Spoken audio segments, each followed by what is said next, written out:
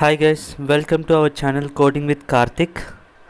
Today we are going to discuss about variables, different data types, key differences among the data types along with examples.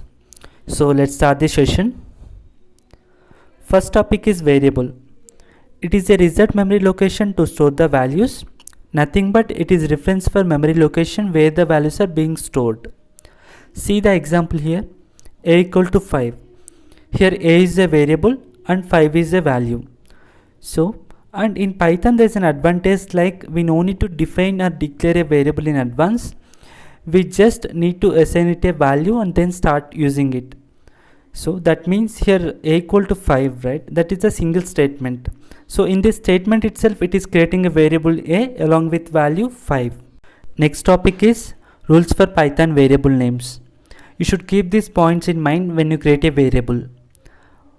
First point, a variable name must start with a letter or the underscore character. That means we can create a variable starting with a letter, that means A to Z, or the underscore. Examples, ABC, underscore ABC, underscore A to C, something like that. Second point, a variable name cannot start with a number. That means we can use the numbers in variable name, but we cannot start the variable name with a number. So it should not be like 2 underscore ABC, 2 underscore A to C, but we can create like ABC underscore 2 or underscore ABC 2. So understood, right? Third point, a variable name can only contain alphanumeric characters and underscores. That means we can create a variable name with A to Z or 0 to 9, and we can use the special character underscore, but we cannot use other special characters like dollar or percentage symbol. That means we can use only A to Z, 0 to 9 and underscore. Fourth point, a variable names are case sensitive. That means let's say we have two variables, small a and capital A. Both are two different variables, not the same. We'll see the example for these rules. As we discussed in the earlier video, we use VS Code for our online classes. Please download it if you don't have this. Let's see the example. We just created a variable a equal to 10 and we are just printing the a. So here just observe, we haven't defined the a before, we are just assigning the value 10 to the variable a. So here itself it is creating a variable along with value 10. And we have a rule like we can create a variable starting with alphabets or underscore and should not start with a number. Let's see here. We just create a variable with underscore a and we are just printing the value for underscore a. And I'm just creating one more variable a with value 10 and I'm going to print the both the variables a comma underscore a. See here. And we have one more rule like variable name should not start with a number. If you try to create a variable name starting with number, you can see here like it is in red color. That means it is syntactical error. Even if you run, you can see the output as like invalid decimal literal. That means syntax error. So that means we should not start with a variable with number.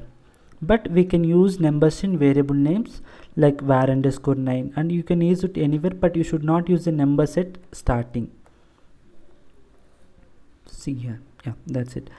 And we have one more rule, that is like we can use A to Z or 0 to 9 or underscore, but we should not use any other special characters like hyphen or percentage symbol.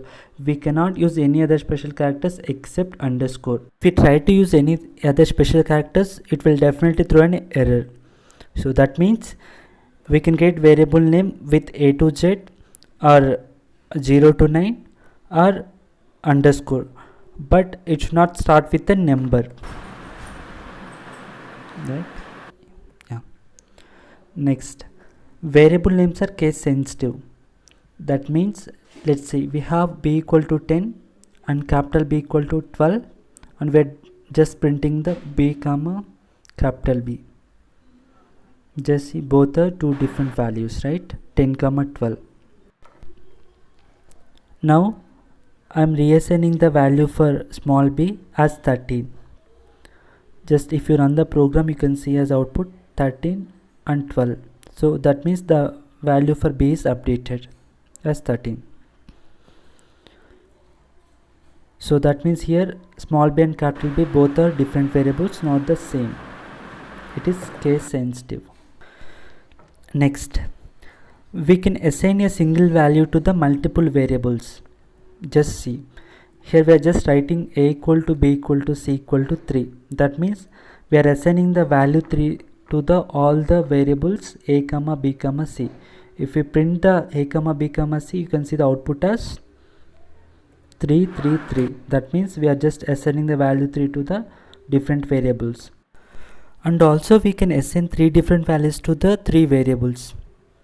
Just see, I'm just assigning the values 3 comma India comma 8 to the 3 different variables a comma b comma c. Just see the output. We have the output like 3 India 8. Next topic is data types. So data type is nothing but a classification that specifies the which type of value. That means it is type of value that is being stored. And we can use the type of method which returns the data type of an object. Object in the sense each data type is an object in Python. We have different data types in Python. Those are numbers, strings, list, tuple, dictionary, sets and boolean. And under numbers we have 3 subtypes: integer, float and complex numbers. Let's see the examples for one by one. First one is numbers. See here we have 3 variables: a equal to 5 which is integer number, and b equal to 4.5 which is decimal number, float, and c equal to 10 plus 7j which is complex number, and we are just printing the a comma b comma c. You can see the output here, right? Next data type is string. String is nothing but sequence of characters. So we can declare a string under double quotes or single quotes, and we can define multiple lines under 3 single quotes or 3 double quotes. See the example here: a equal to India under double quotes and b equal to India under single quotes, and we have the multiple lines in c and d variables with 3 single quotes or 3 double quotes. Next data type is list. List is nothing but it is a collection of multiple values enclosed with square brackets, and also it can have the different data types. See the example here. We have the list A with multiple values like 5 comma 6 comma abc comma 5. You can access list elements by index. That means numbering of each element. It starts from 0. That means a of 0 is 5, a of 1 is 6, a of 2 is abc, a of 3 is 5. And as you can see in the comment statement, list is ordered, changeable, and it allows duplicate numbers. That means here you can see the list A, right? It has elements 5, 6, abc, 5 and 5 repeated twice. That means it allows duplicate numbers, and it is changeable. That means we can change the element of the list. Here see the statement a of 1 equal to 10, right? That means we are updating the value, element in the list at index 1 to the 10. That means if you print the list, you can see the output as 5 comma 10 comma abc comma 5. That means in place of 6 we are updating value to the 10. So that's why list is ordered, changeable, and it allows duplicate numbers. And the next topic is tuples. Tuple is same as the list, but there are few differences. Let's see here. So we have defined the tuple which is enclosed with parentheses.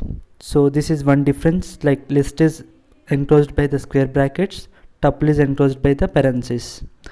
And you can see the statement, it is ordered and unchangeable, and it allows duplicate numbers. That means we cannot change the element of the tuple. Even if you try to update the element in the tuple, it will throw an error. That means we cannot assign the elements using the index in tuple. And one more clarification, Tuple itself is changeable, but tuple element we cannot change. That means we can add elements to the tuple and we can remove from the tuple, but we cannot update the existing values in the tuple.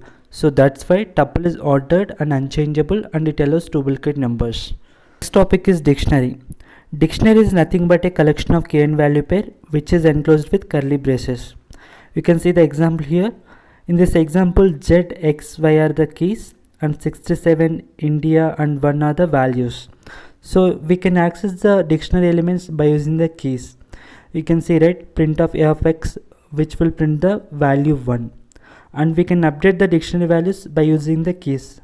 A of X equal to 11. So this is updating the value for X key to the 11. List is ordered. Ordered in the sense, the same order whatever we have given during the creation, the same order will be maintained and persistent. And no duplicate members. That means we cannot give the same key for the two different values. That means key values will be unique. We cannot give the duplicate keys. Even if we try to give the duplicate keys, it will override the value for the old key.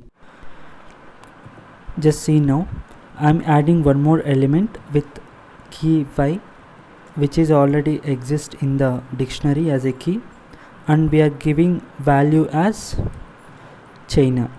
So here we have given duplicate key, but still if you print, you can see the only China. We cannot see the India because it doesn't allow the duplicate keys, duplicate members. So that's why we can see only China, we cannot see the India. So because of these reasons, dictionary is ordered, changeable, and it doesn't allow the duplicate members. Understood, right? So next data type is sets. Sets can store the multiple values from different data types, which is enclosed with the curly braces. So the main difference in sets is no duplicate members. That means even if you give the duplicate elements, it won't consider those duplicate elements. It will remove those elements by default. And it is unordered, unindexed, and unchangeable. Unordered in the sense, whatever the order we have given at the creation time, it won't be persistent. Even if you see in the print statement, the output will be like, it is not same as the whatever we have given during the creation, right? So that's why it is unordered. And it is unindexed. That means there is no specific index for sets elements. That means even if you try to access it in the index like A of 0, A of 1, A of 2, you cannot access the elements. It will throw the syntactical error for sets. So that's why it is unindexed. And the next, it is unchangeable. That means we cannot change the set element using the index. And we cannot update the set element. So even if you try to update, it will throw an error. Let's see that. I'm just trying to update the A of 0. I'm just running. You can see the output, right? So set object does not support the item assignment. So by that we can say it is unordered, unindexed, unchangeable, and no duplicate members. Next data type is booleans. Booleans is nothing but true or false values. Just see the example here. I just have the x equal to true and a equal to 6 and b equal to 6 and c equal to 10. I'm just printing a equal to b and a equal to c. Just see the output.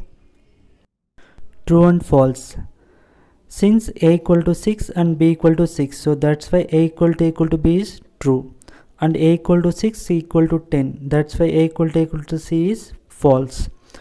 And you will understand better about this booleans when you get into the conditional statements.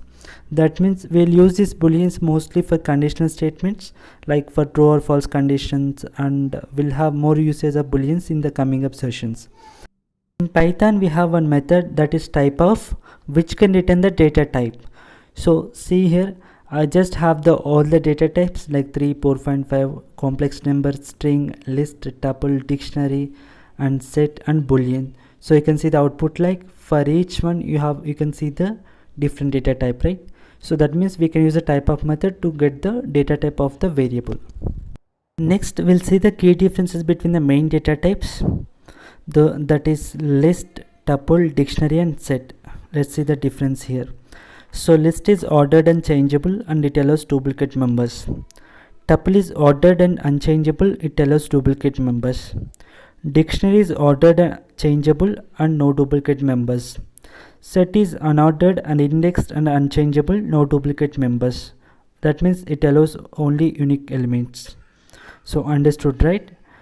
That's it for this session. In the next session, we'll be discussing about methods in the different data types, that is to update, access, add, remove, concatenate, and etc. So please like, share, comment and subscribe to the channel. We'll meet you in the next session. Thank you for watching this video.